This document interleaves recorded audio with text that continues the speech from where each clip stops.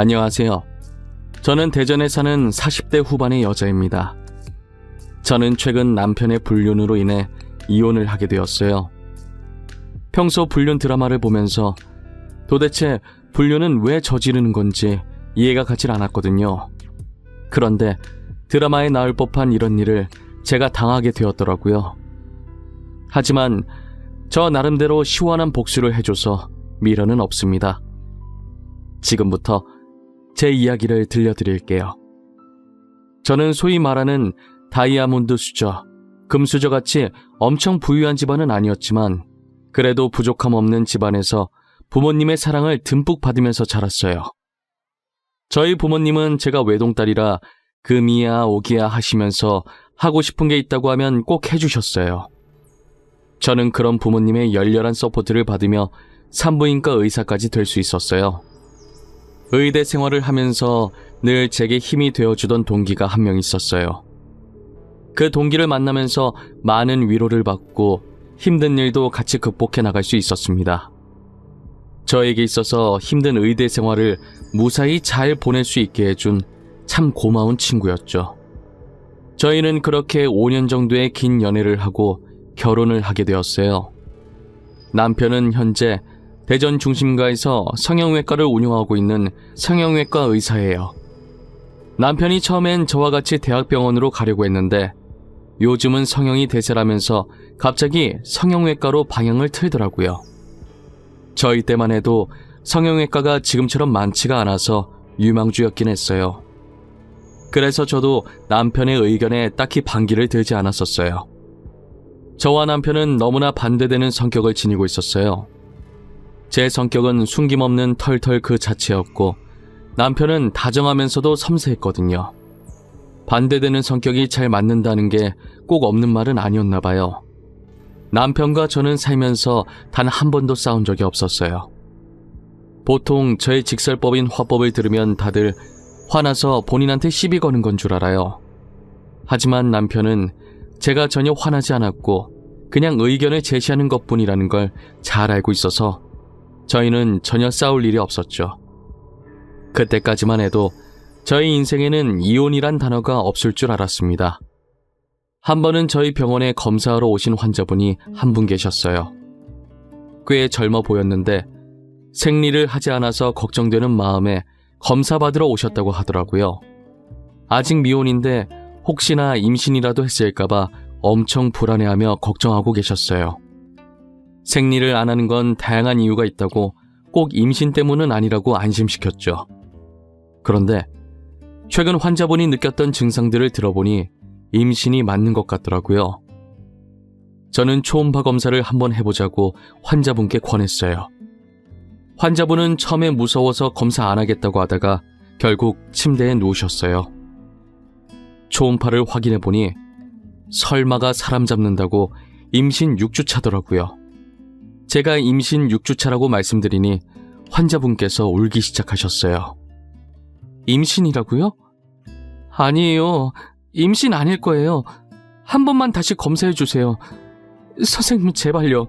임신이면 안 돼요. 저 진짜 안 돼요 선생님. 제가 2번이나 봤어요. 확실히 임신 맞습니다. 지금 들리는 소리가 아기 심장 소리예요. 아무래도 아기 아빠 되시는 분과 이야기를 하셔야 할 것 같네요. 저 아기 못 낳아요. 아마 아기 아빠한테 말해도 못 낳게 할 거예요. 사실 이 아기 아빠가 유부남이거든요. 알고 보니 여자는 안에 있는 남자를 만나고 있는 불륜녀였어요. 드라마에서만 보던 불륜녀를 직접 내 눈으로 마주하게 되니 기분이 굉장히 이상하더라고요. 여자는 인생 한번 펴보려고 돈 많은 의사를 만났다고 했어요. 하지만 그 남자는 본처와 헤어질 생각이 전혀 없어 보였대요. 그런 남자라는 것을 알지만 언젠간 자신한테 올 거라는 믿음 하나로 계속 만남을 이어왔던 거죠. 그러다 덜컥 임신을 해버렸고 아기가 있다고 해서 자신한테 올 남자가 아니라는 것도 알았어요. 여자는 제게 울면서 거의 빌다시피 수술을 해달라고 했다가 아기 심장 소리를 듣더니 도저히 수술 못하겠다고 나중에 다시 오겠다고 하고 나가더라고요. 불륜녀라고 해서 그런지 불쌍하다는 생각은 전혀 없었어요. 배우자가 있는 걸 뻔히 알면서 남의 가정을 망치고 있는 여자인 거잖아요. 다 자업자득이라고 생각하고 혀를 차면서 퇴근 준비를 했어요. 저는 저녁을 먹으면서 그날 병원에서 있었던 일을 남편에게 이야기했어요. 맞다, 자기야. 나 오늘 병원에서 되게 황당한 일 있었다. 아마 자기도 들으면 황당해서 말이 안 나올걸? 무슨 일인데? 또 진상 환자 왔었어? 당신한테 뭐라고 해? 저번에도 진상 환자 한 명이 당신한테 난리치고 갔었잖아. 나 완전 드라마 보는 줄 알았잖아. 살면서 불륜녀를 오늘 실제로 처음 봤어. 아니, 글쎄 불륜녀가 왔는데 임신 6주 차인 거야. 나보고 임신하면 안 된다고 수술해달라고 난리였어. 아, 진짜? 불륜녀 벌 받은 거네. 엄한 남의 가정을 깨려고 난리래? 그러게 임자 있는 남자는 꼬시는 게 아니지. 그치? 근데 남자가 본처랑 헤어질 마음이 전혀 없어 보인대. 아참, 남자 직업이 우리처럼 의사래. 진짜 같은 의사라는 게 수치스러워. 결국은 애기 심장 소리 듣고 수술 못하겠다고 나가더라니까. 남편은 제 얘기를 듣더니 눈에 초점이 없어지고 얼굴도 새하얘지더라고요. 그러다 들고 있던 숟가락까지 떨어뜨리기 시작했어요. 자기야, 내 말 듣고 있어? 어머, 갑자기 왜 숟가락을 떨어뜨리고 그래? 잠깐만, 내가 숟가락 새 거 다시 가져다 줄게. 아, 내가 순간 손가락에 힘이 빠져가지고 실수했네. 아니, 우리랑 같은 의사라길래 어떻게 그럴 수 있나 충격받아가지고. 남편의 안색이 급격히 안 좋아지더니 횡설수설하고 난리도 아니더라고요. 평소에 한 번도 그런 적 없던 남편이 저러고 있으니까 저는 분명히 남편한테 뭔가 있다는 확신이 들었어요. 남편이 잠든 것을 확인하고 저는 몰래 남편 핸드폰을 들고 거실로 나갔어요. 남편의 핸드폰을 몰래 보려고 하는데 잠금이 설정되어 있더라고요. 혹시나 해서 제 생일을 눌러보았더니 바로 잠금 해제가 되었어요. 저는 순간 비밀번호도 제 생일로 해놓는 양반인데 설마 불륜을 저질렀을까 싶었어요. 하지만 남편의 메신저 어플을 들어가는 순간 제 믿음은 한순간에 와르르 무너져 버렸죠. 저에게 한없이 다정했던 남편이 세상 모든 여자에게 다 다정했더라고요. 현재 남편과 연락하고 있던 여자는 자그마치 3명이 있었어요. 어찌나 달달하게 사랑을 하던지 폰에서 단내가 나는 기분이 들었어요. 3명 중 1명이 저희 병원에 왔던 임신한 여자였습니다. 프로필 사진을 봤는데 제가 병원에서 봤던 여자와 똑같이 생겼었어요. 제일 먼저 이 여자와 했던 카톡을 들어가 보니 오늘 병원 갔던 얘기를 했더라고요. 저 임신했대요. 6주 차예요. 아기 어떻게 할까요? 당신 이혼할 생각 죽어도 없잖아. 오늘 애기 심장 소리 들었는데 난 절대 수술 못해요. 그럼 나보고 어쩌라는 거야? 도대체 나한테 무슨 대답을 원해서 이러는 건데? 이혼하라고? 아니면 애 키울 거니까 양육비 달라고? 말을 그렇게밖에 못해요? 어차피 당신이랑 와이프 사이에 애 없다면서 그냥 깔끔하게 이혼하고 저랑 결혼하자고요. 내가 말했잖아. 나는 집사람밖에 없다고. 내가 사랑하는 건 집사람뿐이야. 난 너랑 결혼할 생각 애초에 없었어. 너도 알고 만난 거 아니야? 애는 지우든지 말든지 네가 알아서 해. 저는 카톡 내용을 보는 순간 남편이 정말 쓰레기같이 보이더라고요. 솔직히 말해서 애를 여자 혼자 가지는 게 아니잖아요. 똑같이 실수해서 애를 만들어 놓고 지금 저러는 태도가 너무 정이 떨어졌어요. 불륜을 떠나서 제가 평소 알고 있던 남편과 너무도 다른 모습이었어요. 이때까지 이런 남자와 같이 마주보며 밥을 먹고 한 집에서 살았다는 게 너무 역겨웠어요. 저는 남편과 불륜녀들의 카톡방을 하나하나 저장해서 저한테 보내놓았습니다. 생각할수록 배신감에 화가 나서 온몸이 차가워지면서 몸이 떨리기 시작하더라고요. 그날 저는 밤새 어떻게 복수를 해줘야 할지 고민하느라 잠도 제대로 청하지 못했습니다. 얼마 지나지 않아 그 여자는 검진을 받으러 다시 저희 병원에 찾아왔어요. 저는 아무것도 모르는 척 아이를 어떻게 하기로 했는지 물어보았죠. 환자분, 그래서 아이는 어떻게 하기로 하셨나요? 아이 아빠랑 얘기는 해보셨어요? 만약 수술을 하실 거라면 아이가 더 크기 전에 하셔야 해요. 선생님, 아이 아빠는 수술을 하라고 하더라고요. 저도 솔직히 수술을 할까 고민을 하긴 했어요. 그런데 아이 심장 소리를 들은 후로 계속 생각이 나서 도저히 수술을 못 하겠더라고요. 그래서 혼자서라도 나와서 기르시려고요. 혼자선 많이 힘드실 텐데 만약에 아이 아빠가 알게 되면 어쩌려고 그러세요? 상관없어요. 그건 그때 생각하면 돼요. 저는 지금 아이를 낳고 싶어요. 아이 생각만 할래요. 아빠 없어도 잘 키울 수 있어요. 아빠 없이 아이 키우기 생각보다 쉽지 않을 거예요. 아이가 아빠 찾을 텐데. 그 전에 제가 무슨 수를 써서라도 아내랑 이혼하게 만들 거예요. 그래서 제가 그 남자와 같이 아이 키우면서 살 거예요. 무슨 수를 써서라도 저와 남편을 이혼하게 만들 거라고 하니 괜히 이혼해주기 싫더라고요. 하지만 이 여자가 모르는 사실이 하나 있었어요. 지금 저희 남편이 부유한 줄 알고 접근했다고 했는데 성형외과 의사라는 것 말곤 정말 별 볼 일 없는 집안이에요. 심지어 그 병원도 저희 아빠께서 결혼하면서 해주신 병원이었거든요. 고로 제가 남편과 이혼을 한다면 땡전 한 푼 없는 빈털터리가 된다는 말이죠. 하지만 저는 얌전히 이혼해줄 마음이 하나도 없었어요. 앞으로 의사생활 못하게 불륜 사실을 동네방네 소문내고 싶었죠. 그렇게 하면 병원이 저희 아빠 건물이라 아빠한테 피해가 갈 수도 있었어요. 저는 아빠께 어느 정도 피해가 갈 것임을 미리 언질해 주었습니다. 아빠, 신서방 지금 바람났어. 한 명도 아니고 셋씩이나 만나고 다니더라. 나 도저히 참을 수가 없어서 의사생활 못하게 하려고 하는데 그럼 아빠 건물에 피해갈 수도 있어. 세희야, 아빠는 괜찮아. 아빠 걱정하지 말고 너가 하고 싶은 대로 해. 난 언제나 하나밖에 없는 딸 편이잖아. 그리고 병원 망해도 그 자리에 다른 가게 차리면 돼. 아빠, 고맙고 미안해.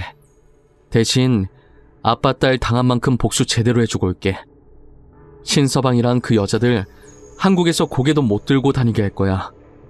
아빠는 제게 괜찮다고 뭐든 하고 싶은 대로 하고 살라고 하셨어요. 그리고 조용히 불륜 증거들을 모으며 이혼 소송할 날만 기다리고 있었어요.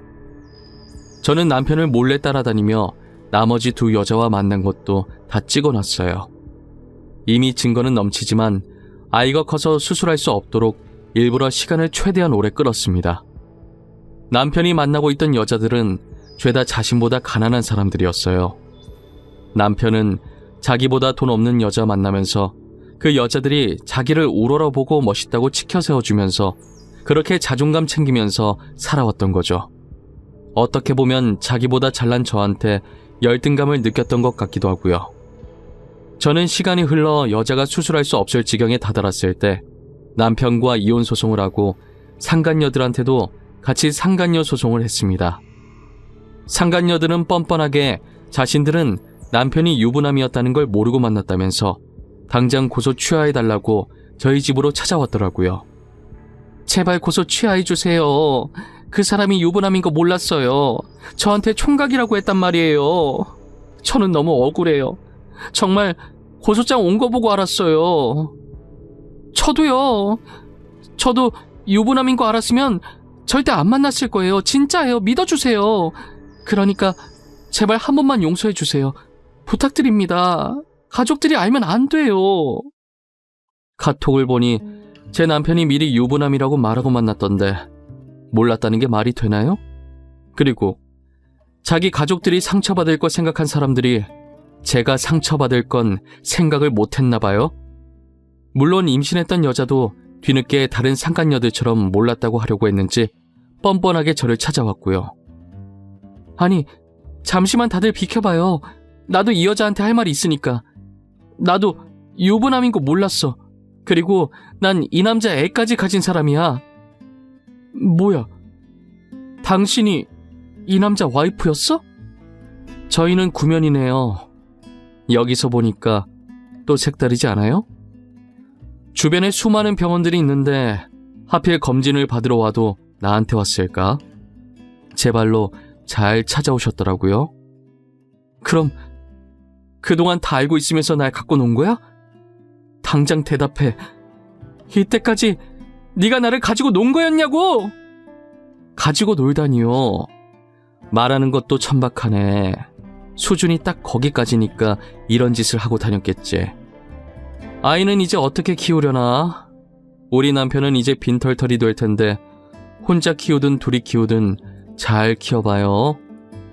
그 여자가 저를 보자마자 놀라는 표정이 얼마나 볼만하던지 혼자 보기 아까웠다니까요. 다른 상간녀들도 서로를 보며 한 명이 아니었냐면서 한마디씩 거들고 있었어요. 저는 이미 유부남인 거 알고 만난 증거들 다 있다고 고소 취하해줄 생각 없다고 하고 돌려보내려 했어요.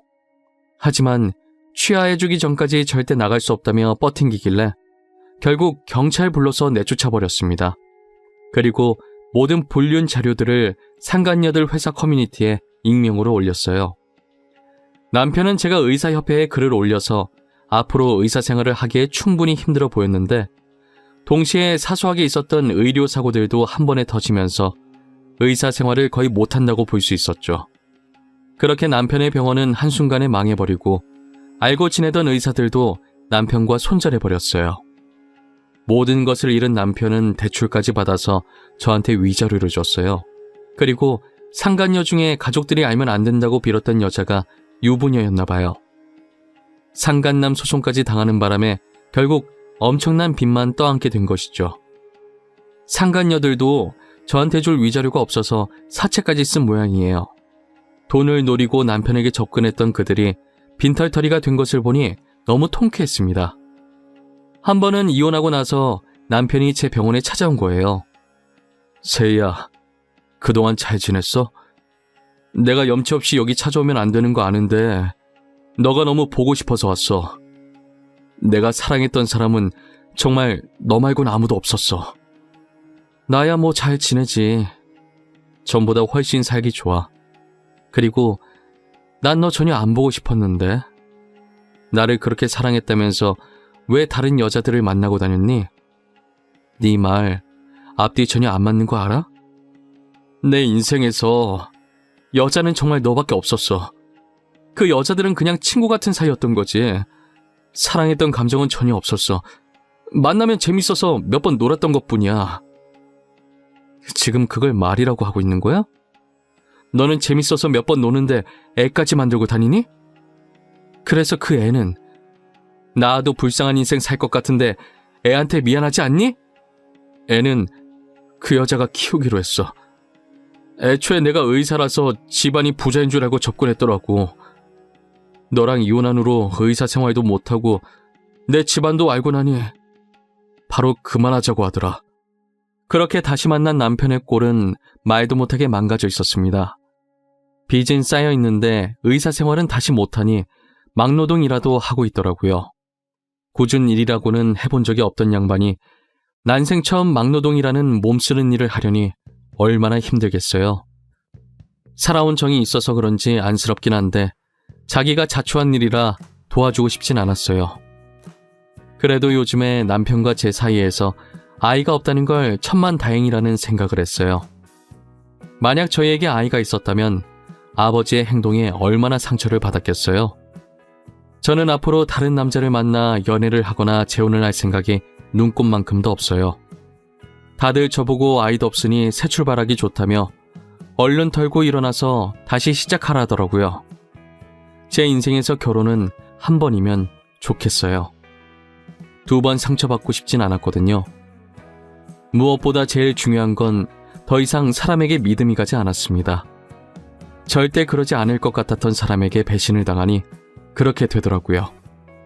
남편은 지치지도 않는지 제가 매번 답장을 안 하는데 아직도 미안하다고 연락이 오더라고요. 지금 이 글을 쓰는 와중에도 미안하다고 용서해달라는 문자가 왔네요. 저는 죽는 날까지 그들을 용서할 수 없습니다. 불륜은 아무것도 모르는 죄 없는 상대방에게 상처를 주는 짓이에요.